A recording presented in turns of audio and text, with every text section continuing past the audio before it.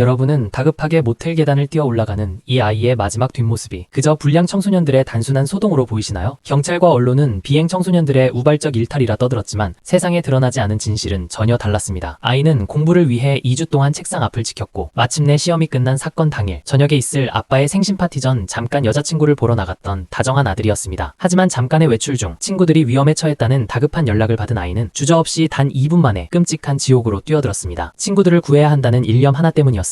이 비극을 불러온 가해자는 성범죄로 등록되어 관리받던 26살 성인 표모 씨였습니다. 그는 보호관찰소에 거짓 보고를 하며 감시망을 비웃었습니다. 실제로는 주거지를 속인 채 동거녀의 집에 머물렀고 채팅 앱으로 만남을 가지려고 수시로 모텔을 드나들며 기만적인 이중 생활을 즐겼습니다. 사건 당일 낮에도 동거녀를 흉기로 협박해 경찰에 붙잡혔던 그를 경찰은 도주 우려가 없다는 오판 속에 다시 풀어주었습니다. 자유의 몸이 된 성인 범죄자는 먼저 만난 아이들을 모텔방에 가두고 공포 분위기를 조성했습니다. 그리고 이 소식을 듣고 친구들을 구하러 달려온 아이와 그 친구마저 26살의 노련한 범죄자는 잔혹한 범행 대상으로 삼았습니다. 방 안에서 무려 20분간 공포에 질려있던 4명의 아이들은 살인마의 지시에 순순히 따르며 그저 무사히 풀려나기만을 바랬습니다. 심지어 참변을 당한 이 착한 아이는 분노 조절을 못한 살인마가 스스로 자해를 하자 무서운 와중에도 곁에서 피를 직접 닦아주기까지 했습니다. 하지만 동거녀가 짐을 모두 빼버렸다는 전화를 받은 순간 살인마의 화풀이 대상은 눈앞에 무고한 아이들이 되었습니다. 그는 아무런 흥분도 없이 자신을 도와주던 어린 학생들을 향해 너무나 침착하게 칼날을 휘둘렀습니다. 가해자가 자살했다는 수사 결과 역시 기만이었습니다. 그는 거울을 보며 정당방위로 위장하려 자기 목을 긁고 소지품을 챙겨 도주를 시도하다 떨어져 죽었을 뿐입니다. 현장의 기록은 참혹함 그 자체입니다. 오후 5시 7분 아이가 먼저 흉기에 찔렸습니다. 그리고 5시 8분 피 흘리며 죽어가는 아이의 곁으로 애타는 전화벨이 울렸습니다. 화면에 뜬 발신인은 엄마였습니다. 아이는 자신을 애타게 찾는 엄마의 전화벨 소리를 들으며 그렇게 홀로 죽어갔습니다. 이어지는 5시 9분 옆에 있던 친구들마저 차례로 찔리기 시작했고 5시 10분 마침내 경찰이 도착했습니다. 하지만 모텔에 진입한 경찰은 무려 6분 동안 굳게 닫힌 문 밖에서 문 열어 라고 소리만 쳤습니다. 구급차가 도착할 때까지 아이들을 살리기 위한 응급조치는 전혀 없었습니다. 국가의 잔인함은 여기서 끝나지 않았습니다. 유가족의 동의 한 번 없이 부검은 강행되었고 아빠에게 허락된 마지막 인사는 만지지 마라는 차가운 경고와 함께 단 1초뿐이었습니다. 그리고 이틀 뒤 아이는 무참히 훼손된 모습으로 가족의 품에 돌아왔습니다. 이 이야기는 차가운 뉴스 속에 묻혀있던 어느 평범한 소년의 억울한 죽음에 대한 기록입니다. 부디 이 아이의 이름이 비행 청소년이 아닌 친구를 구하려던 작은 영웅으로 기억되길 바랍니다.